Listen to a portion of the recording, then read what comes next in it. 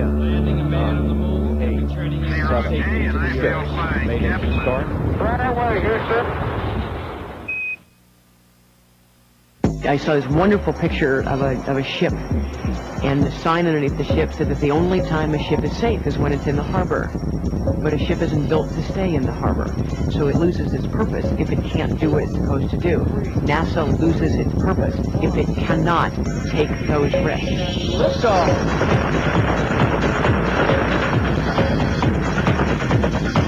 We go to space in order to explore. We are explorers by nature. That is the way humans are. We learn things from our explorations, and we bring things back from our explorations. You find how enormously small and how little we do know, and how little we know about what's out there. The astronauts themselves, when they go up, they don't know what they're going into, the unknown. The people here are doing the same thing. They're working at the edge of a lot of what is known today for technology. We've gone to the moon. We launched satellites and unmanned probes. So I think we're getting a better understanding of our solar system. But with that better understanding comes a wish to be there, to go up and look for yourself.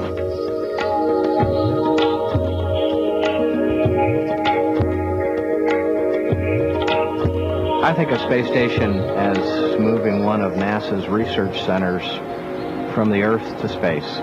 For the first time, we will have permanent presence of mankind into space, and I think it's a tremendous step forward in the exploration that we are doing of our universe.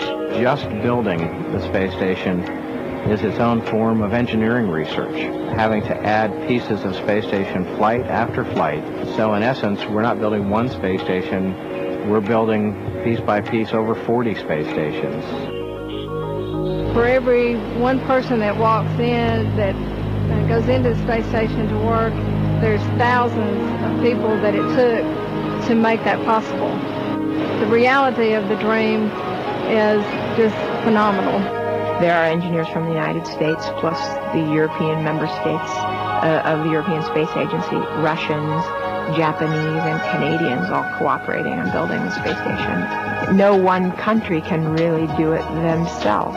And so this space station is providing us a really excellent opportunity to learn how to work with our counterparts all over the world. It might have been simpler to do it with fewer partners and fewer languages. The communication between the partners can become more difficult. And also different countries have different priorities at different times, but the end result, I think, is going to prove that it was a worthwhile effort. We have over 16 nations all trying to walk in lockstep and make a world-class laboratory in space, 220 miles up. This has got to be the ultimate team effort. I mean, if we can pull this off and do it well, that will be the trick of the millennium, I think.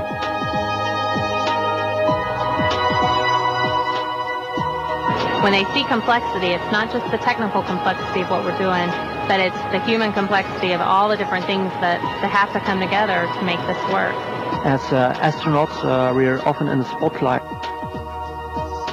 But on the other hand, we don't have to forget all the engineers that are working on the projects, but also all the other people here at Aztec or at NASA, or even the people that are cleaning the floors, that are providing us the facilities so that we can work important and even maybe more important than the astronauts. Because each mission is unique, it's a new adventure, and I just love it. I wouldn't do anything else. If you don't explore, if you don't push the envelope, if you just stay in your happy cities and you do what you want to, eventually you stagnate. The space program is the next giant step. In doing that, you also continue to push technologies for the future, and that has its own direct effect on generations to follow. For me, the main areas that I can see right now to study on ISS in the near heavy industry, health research that has to do with energy and our environment.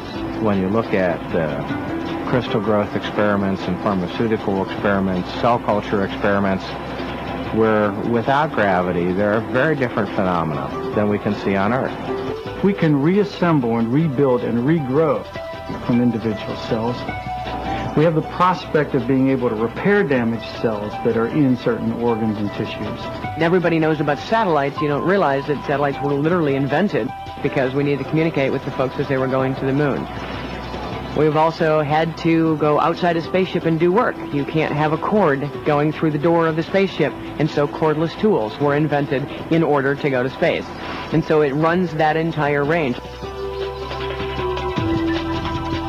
I think if you look at children still see space as a very exciting and a very inspirational activity. My girls look at space station as just a stepping stone to what can be done. And so this just lets them set their sights higher and have more imagination. You can measure how many patents came out of space station research or how many PhDs were granted. But how do you measure how many children are motivated to pursue scientific careers or pursue the arts because of the new awareness to their world that they've been given through a window onto space? America's a big place, and so we get a little bit complacent and sort of think that that's the way you look at things. Well, it's not. And the International Space Station is a real opportunity to let people understand that there's another way to see the world. And you see how fragile the planet is. And you know, we're down here warring with one another and worrying about race and worrying about goodness knows what else. It's all silly. It's one planet.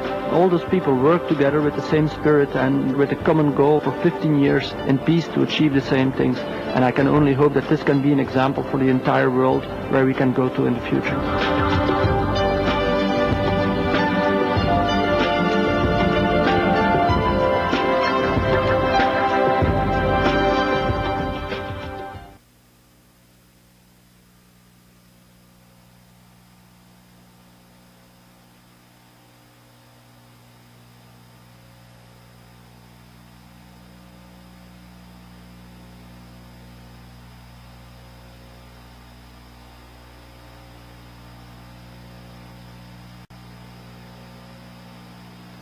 Landing a man on the moon and returning himself to the ship. Made it to start. Right away, Houston. Target shift a little bit to the right. Guys, please comment. We don't have TV. 3 cells to the right from the center of the SVS. Hold on, Yuri. We understand what you're saying, but... Now 10 meters from docking. Okay, I'll wait. Closing rate is down to 0.1 meters per second.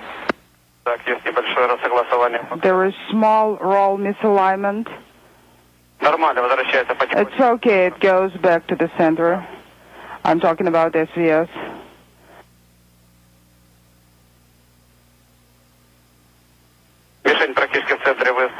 Actually, target is practically aligned with the crosshair of the SVS.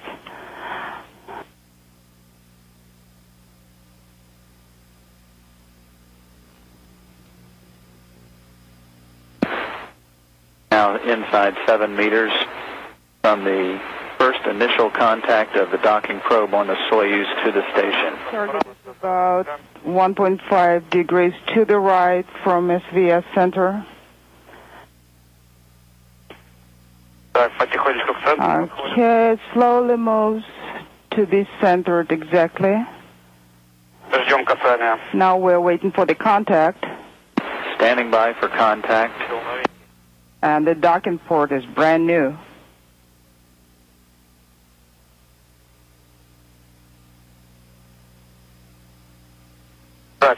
Okay? We have contact. We confirm contact. We have initial contact of the Sojuz capsule with the Expedition 1 crew to the International Space Station. Contact occurring exactly 21 minutes after the hour. Okay, guys, move to 75 in work. The initial contact triggered a command to send the Sojuz into free drift at the station. We're close. With a milestone in space history now set to get underway with the crew members now completing the docking to the International Space Station. The next step will be to retract the docking probe, similar to a corkscrew, backing it out and making the full contact and seal between the two spacecraft. The Sojuz with the Expedition 1 crew of Bill Shepard, Yuri Gudzenko, and Sergei Krikalev docking to the station at 12:21 Moscow time, 3:21 a.m. Central Time.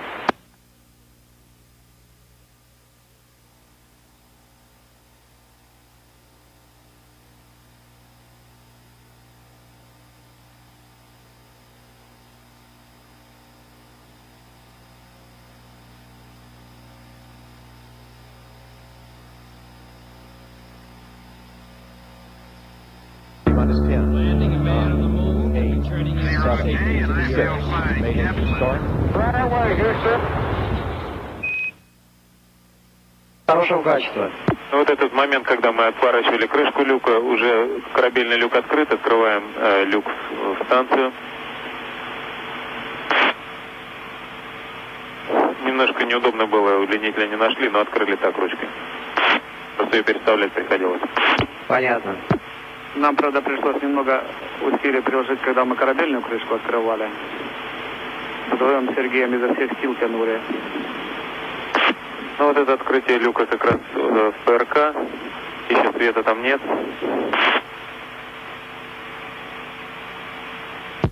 Кто-то должен же первым включить свет. Ну вот, пошли включать. Много мы ходили по этому изделию, когда оно было еще на земле, и в КИСе, и на заводе, и на полигоне. И вот впервые мы сюда влетели, когда уже все по-настоящему. The hatch was opened at 102140 Universal Time. First crew went on board the station, and the command was given to the crew, now make the ship come alive. Это исторические слова, шеф. Да, то есть как бы станция заработала для длительной экспедиции. Это уже следующий люк. ПРК-РО, да? Да, ПРК-РО. Открываем давление, выравниваем давление, сейчас открываем клапан. Сколько еще у вас телевидения будет? У нас осталось 3 минуты. 3 минуты, ну нормально.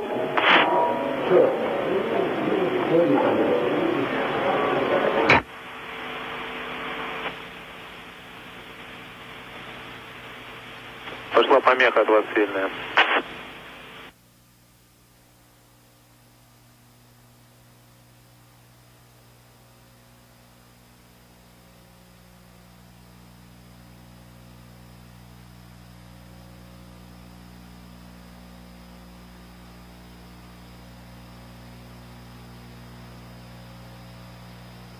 Landing a man on the moon and turning himself safely into the earth. Made it to start. Right away, Houston. Hello, Shep. Hello. Go ahead, step here. You look great. Sir, we do have one request. What's that request? The first expedition on space station requests permission to take the radio call sign Alpha.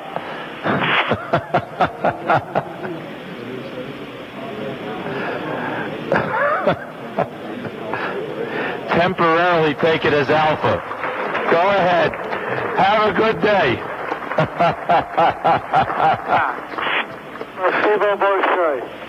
You've been pushing real hard.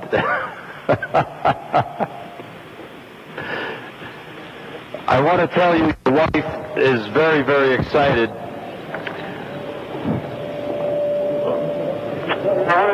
We'll say a big hello to her, and Yuri and Sergei do the same to their families. Shep, I want to say to you and your crew that this is an unbelievable experience. You were involved from the very beginning of the redesign, and it's just so emotional to me. I'm so proud of what the three of you have done and everyone here on the ground that has worked with you to bring us to this moment. Let's look upon this as the real opening of the international space frontier, not just for a country, but for Russia, America, Europe, Japan, Canada, and all that is to follow. We hope that there are a lot of people behind us to keep the space station going and go other places as we can. We're just starting a long journey.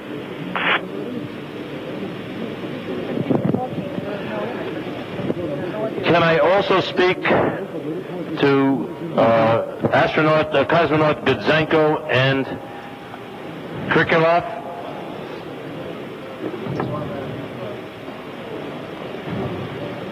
We are very glad to be here. We were training for many years and participated in many development stages, and now we are finally on the station ready to take care of it. We're very proud of you. I think there's another person here who would like to speak to you. Дорогие друзья, вы меня не видите, я Анфимов, директор СНИМАШ. Мы с вами общались незадолго до вашего полета, когда наша совместная российско-американская комиссия проверяла готовность экипажа и техники к выполнению первого полета.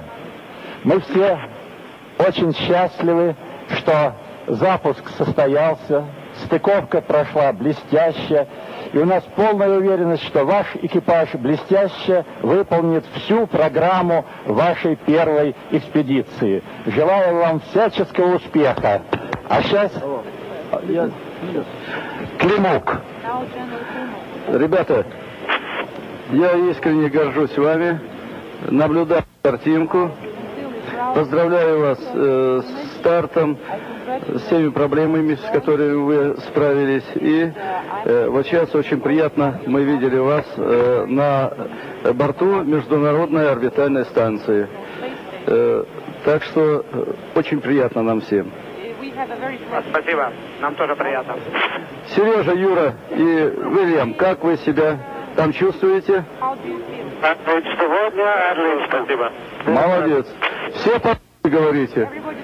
Значит, хорошо. И на английском языке тоже приятно. Сейчас Джордж Эбби скажет несколько слов.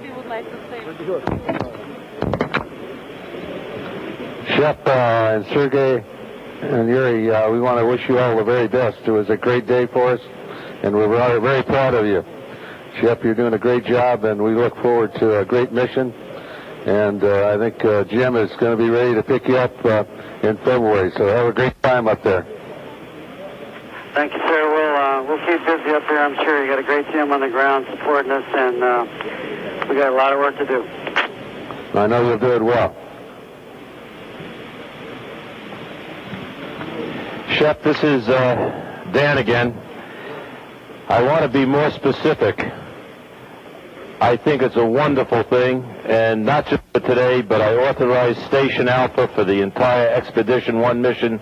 Now you can sleep well at night and not have any concerns. Thank you, sir. I think there are about 100,000 people underground that now know what the name of the station is. You know what I like about you? You never give up.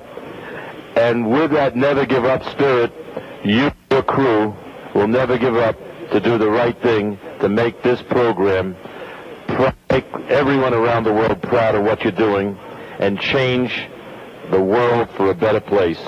Thank you, and out. Out from Space Station Alpha.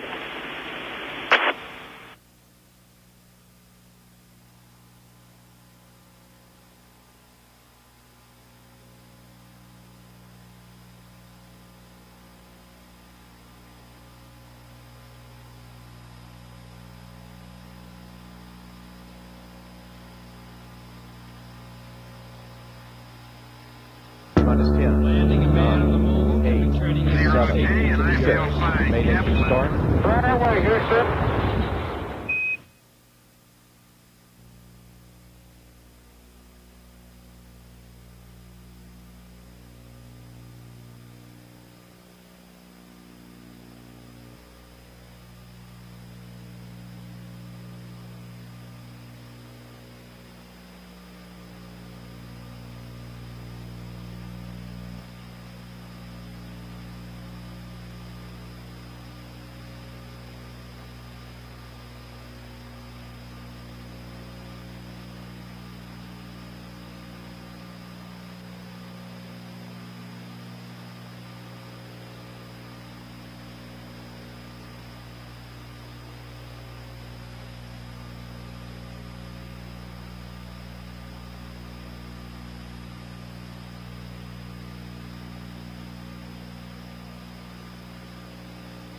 best deploying the boom.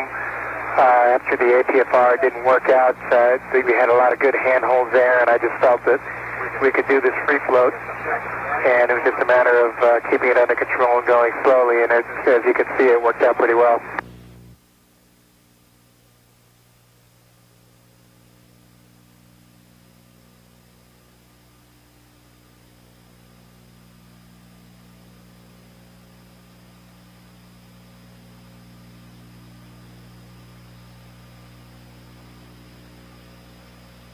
The shuttle for the next 2 arrivals during assembly missions at the top.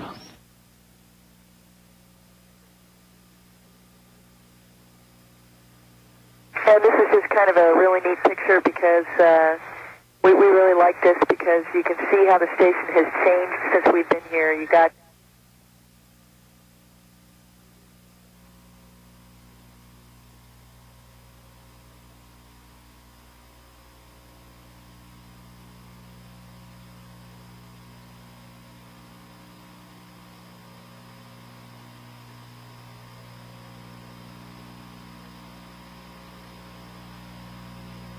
Landing a man on the moon and returning him safely to the Earth. Made it to start.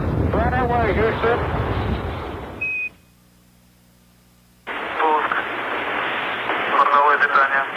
Launch. Onboard power. Ignition. T-minus 10 seconds. 9, 8, 7, 6. We have engine start. 4, 3, 2, 1. Intermediate. We have ignition and liftoff.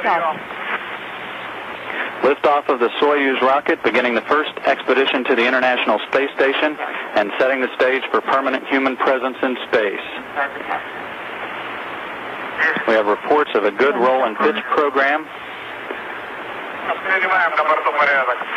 We copy you. Everything on board is nominal. Soyuz heading toward a link-up with the International Space Station 2 days from now. 30.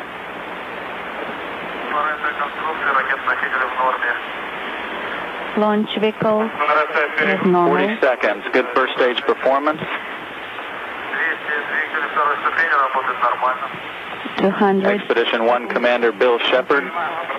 This view sitting just to the right of Soyuz Commander Yuri Gudzenko. Everything is nominal on board. 210. Launch vehicle control parameters are normal.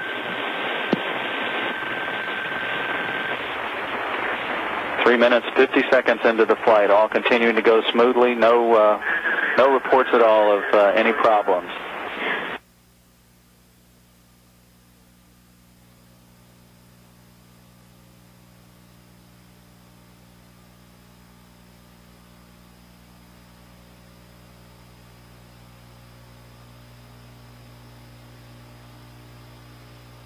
T-minus 10. Landing a man on the moon and returning him safely to the Earth. Made it to start. Right away, Houston. The pilot of Atlantis, Pilot Scott Altman, showed controllers on the ground a tour from tip to tip of the station, from the Progress cargo supply craft all the way through to the top of Atlantis' flight deck, 143 feet. We'll replay that tour on NASA TV now.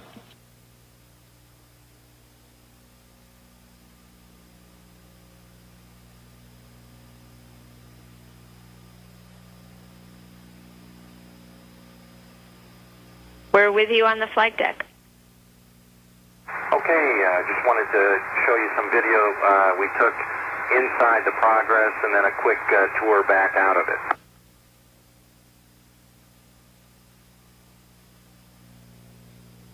And we have a good video down. Started filming right at... Copy that.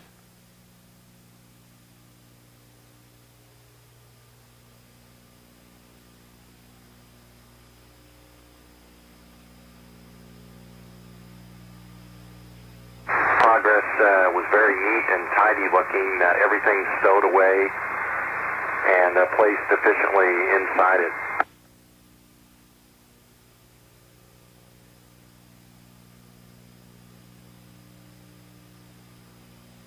And I'm just going to pan around the Progress this and kind of go around in a circle and try and show you everything that was stowed inside.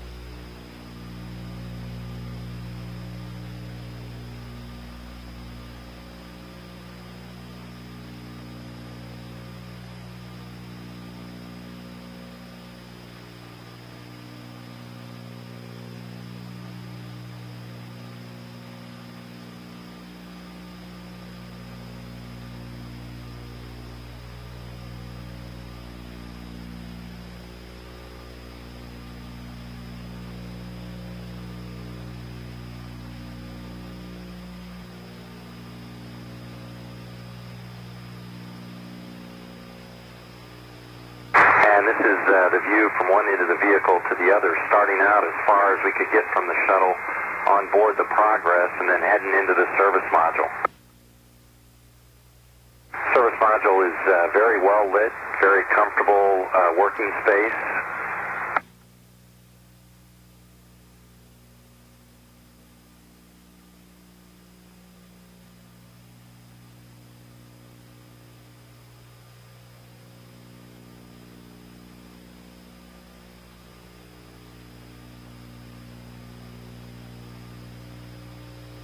Once you enter the main cabin from the Progress, on each side are the crew cabins. I'm going to take a quick look inside one of them.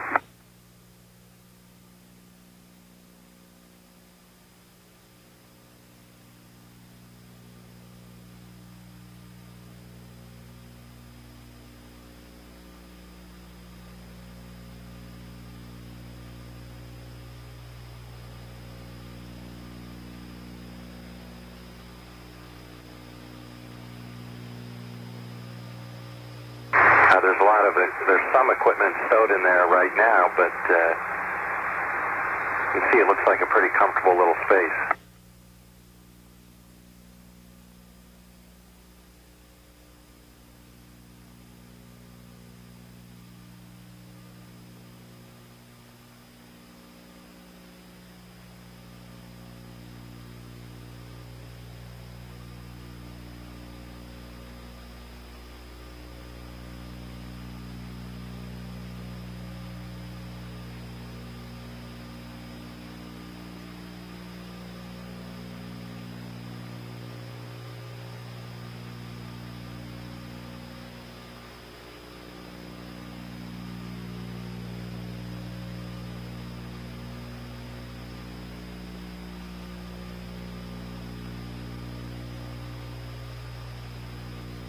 You can see on the back wall there that there's a porthole. Each cabin comes with its own window.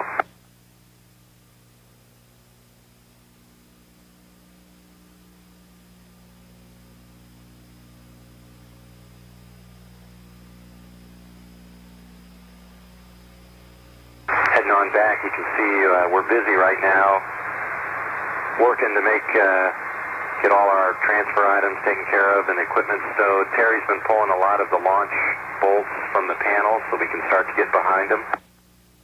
You can see Yuri's got a panel open now, working on his system back there, getting it ready to go.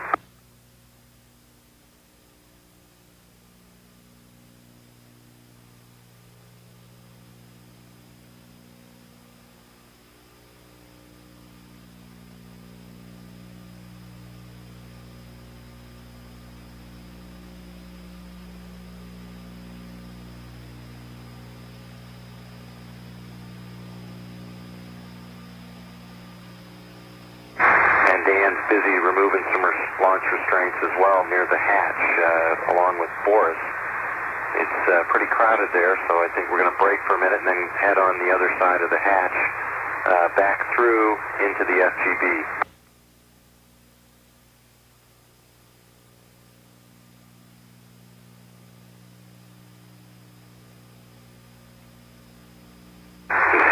Docking probe, we're actually in the middle of removing that right now to make it a little bit easier to transit between the modules.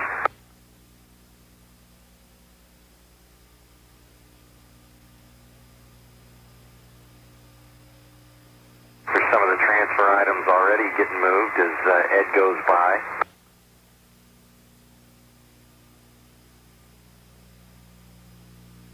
And Rick follows him up, headed to the service module to get some work done.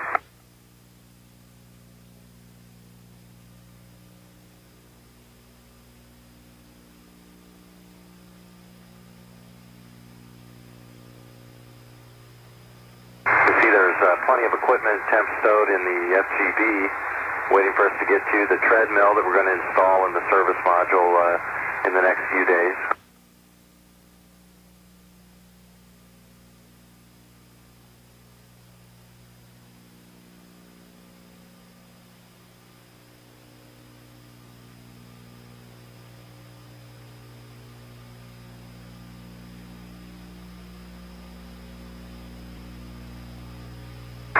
And then on into the node. It really is a huge station right now. After being on just the orbiter for the past few days, having all that space up to 150 feet is really amazing. You really find the crew spreads out.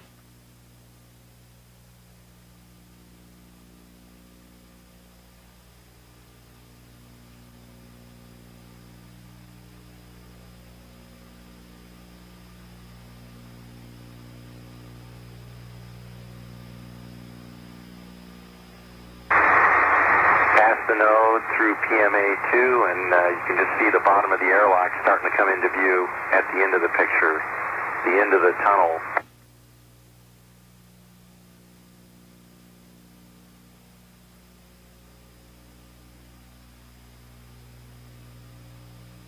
Quick turn, come out on the middeck.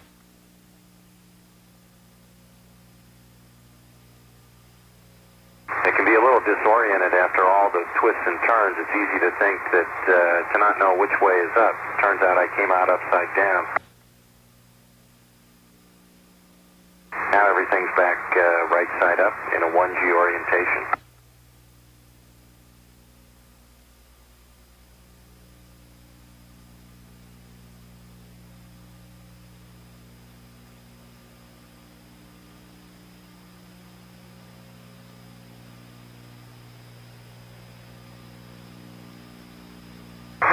Back up to the flight deck for a look out the windows.